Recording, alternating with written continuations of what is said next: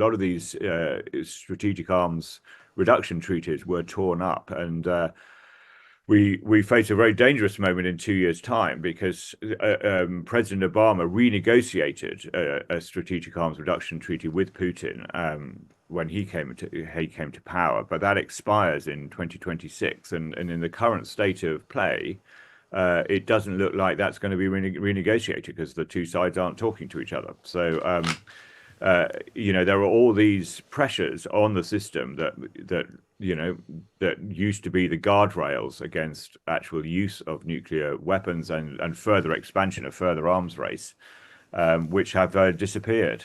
Now, the current global security situation is probably the most tense it has been for years. President Putin has threatened to use nuclear weapons against Ukraine.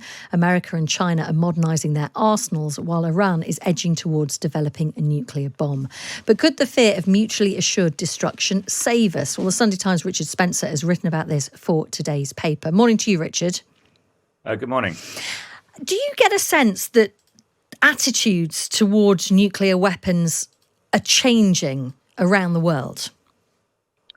Yeah, I think they are. I think the point of the piece I wrote was that we are in a very changed world where suddenly the hostilities that we associated with the Cold War are back. These great power blocs are sort of maneuvering against each other. But a lot of the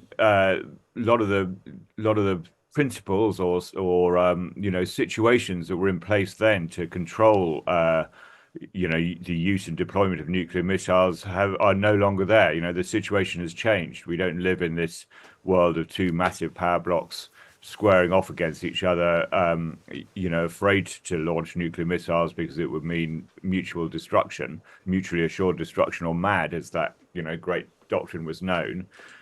We now have asymmetric power. We have, one massive world power and, some slightly less big powers at the moment, like China and Russia. And then you also have, a number of other countries, smaller countries, that for their own reasons have decided to get nuclear weapons.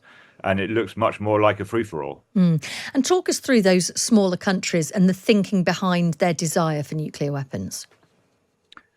Well, as I say, when you had just the 5 permanent members of the Security Council with nuclear weapons, the big 5, as they like to think of themselves, America, Soviet Union, Russia, China, and France, China's slightly separate, maybe leave that out of it, but the other 4 were all in part of this East-West standoff. The thinking there was, you won't have a World War III because the fear of nuclear weapons prevents it. Now, and the sort of, again, the idea for smaller countries, but they were all part of this nuclear umbrella because countries were either on one side or another. Latvia and Kazakhstan and the other members of the Soviet bloc, East Germany, and so on, were all part of the Soviet bloc, and West Germany and France and what have you were all part of the American bloc.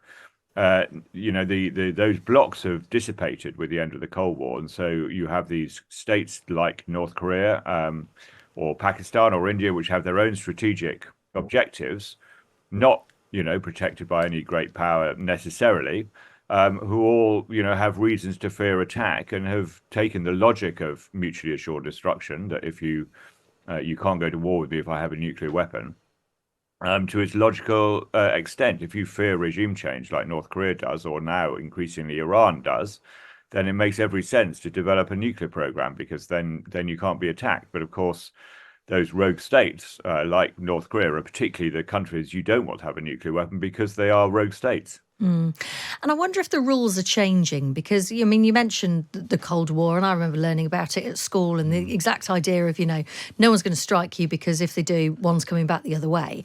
But now it's kind of changing, isn't it? Particularly when you think about Putin, for example, talking about these kind of smaller tactical nukes that could be used on the battlefield that wouldn't end the world, but would have obviously a severe impact on the battlefield. But it's kind of like, it's almost like the changing of the rules. So yes, and there are two problems with mutually assured destruction in the modern world. Um, as I've said, there is this asymmetricity, if you like, with these smaller countries who aren't sort of part of the bigger security infrastructure. Um, but there's also the fact that, well, and there's also, as you say, this tactical nuclear weapons issue. That was something that hadn't really been considered, when people were negotiating those big arms treaties in the 70s and 80s. Because, everyone just assumed that a nuclear missile was a big thing that wiped out cities like Hiroshima and Nagasaki. Now you have these battlefields, smaller weapons. I mean, what do you do about them? But then it also has to be said that there were these arms controls treaties, which at the end of the Cold War were gradually torn up. And to be fair to Russia, I don't want to be particularly fair to Putin, but to be fair to Russia, they were mostly torn up by the American side, which no longer saw that it should be bound by these treaties, because they saw the American, particularly Republicans when they were in power, thought they were, they unfairly constrained America, given that it was now the only superpower. So a lot of these strategic arms reduction treaties were torn up, and we face a very dangerous moment in 2 years' time, because President Obama renegotiated a strategic arms reduction treaty with Putin when he came to power, but that expires in 2026, and in the current state of play, it doesn't look like that's going to be renegotiated, because the two sides aren't talking to each other. So there are all these pressures on the system that used to be the guardrails against actual use of nuclear weapons and further expansion of further arms race, which have disappeared. Richard, really good to get your analysis. Thank you for that. That's the Sunday Times' Richard Spencer. He has written about this in the paper today. You can read it online right now if you've got a digital subscription. All you do is head to thetimes.com.